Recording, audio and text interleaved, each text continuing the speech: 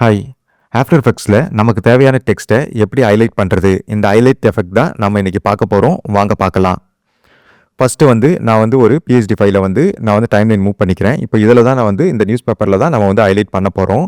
அதுக்கு நான் என்ன பண்ணிக்க போகிறேன், ஃபஸ்ட்டு ஒரு நியூ சாலிட் ஒன்று நான் இங்கே கிரியேட் பண்ணிக்கிறேன். ஓகே பண்ணிக்கிறேன். ஒரு நியூ சாலிட். இப்போ இந்த சாலிடில் தான் நம்ம இந்த எஃபெக்டே பண்ண போகிறோம். ஃபஸ்ட்டு இந்த சாலிடுக்கு என்ன பண்ண போகிறோம் அப்படின்னா, எஃபெக்ட் அண்ட் ப்ரீசெட்ஸ் போயிட்டு ஒரு ஸ்ட்ரோக்குன்ற ஒரு எஃபெக்டை நம்ம இதுக்கு அப்ளை பண்ண போகிறோம். ஸ்ட்ரோக்குன்னு டைப் பண்ணிங்கன்னா ஸ்ட்ரோக் வந்துடும். இப்போது இந்த ஸ்ட்ரோக்கை தான் நம்ம இந்த சாலிடில் அப்ளை பண்ணுறோம். அப்ளை பண்ண உடனே இங்கே லாஸ்ட்டில் ஸ்டைலில் போனீங்கன்னா டிரான்ஸ்பரண்ட் மாற்றிங்க. அப்போ தான் உங்களுக்கு பேக்ரவுண்டில் விசிபிள் தெரியும். அதனால் அதுக்கப்புறம் இந்த மேட்டில் போனீங்கன்னா ட்ராக் மேட்டில் மல்டிப்ளை வச்சுங்க. ஓகே, மல்டிப்ளை வச்சிங்கன்னா தான் உங்களுக்கு டெக்ஸ்ட் ஹைலைட் பண்ணும்போது அந்த டெக்ஸ்ட்டு விசிபிள் காமிக்கும். அதனால தான் இப்போ நான் பென் டூலை ஒன்று எடுத்துக்கிறேன். பென் டூலை வச்சுட்டு ஒரு மாஸ்க் ஒன்று ரெடி பண்ணுறேன்.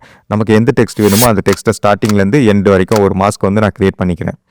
ஓகே, இப்போது இந்த மாஸ்க்கு நான் என்ன பண்ண போகிறேன், இங்கே செலக்ட் பண்ணிக்கிறேன். நன்னுக்கு பதிலாக மாஸ்க் 1 செலக்ட் பண்ணிக்கிறேன். இப்போ இந்த மாஸ்க்கு கலரை நான் மாற்றிக்கிறேன். நமக்கு என்ன கலர் வேணுமோ. இப்போ எனக்கு ஒரு எல்லோ கலர் தான் நல்லாயிருக்கும் ஹைலைட் பண்ணுறதுக்கு. அதனால் நான் எல்லோ கலர் மாற்றி வச்சுக்கிறேன். ஓகே, இப்போது இதோட சைஸும் நான் இன்க்ரீஸ் பண்ணிக்கிறேன். அந்த ப்ரஷ் சைஸ் பார்த்தீங்கன்னா உங்களுக்கு எவ்வளோ வேணுமோ ஹைலைட் ஆகிற வரைக்கும் அது வரைக்கும் ஹைலைட் பண்ணு. இப்போ டெக்ஸ்ட்டு எப்படி இதில் தெரியுது அப்படின்னா, நம்ம கீழே ட்ராக் மேட்டில் மல்டிப்ளை வச்சதுனால இந்த டெக்ஸ்ட் விசிபிளாக தெரியுது. ஓகே, இப்போ நம்ம அனிமேஷன் பண்ண போகிறோம். எண்டு ஸ்டார்டிங் பாயிண்ட்டில் கீ ஃப்ரேம் 0 வச்சிங்க.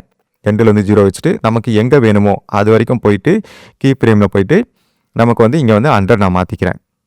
ஓகே, இப்போ நான் ப்ளே பண்ணி காமிக்கிறேன் பாருங்கள்.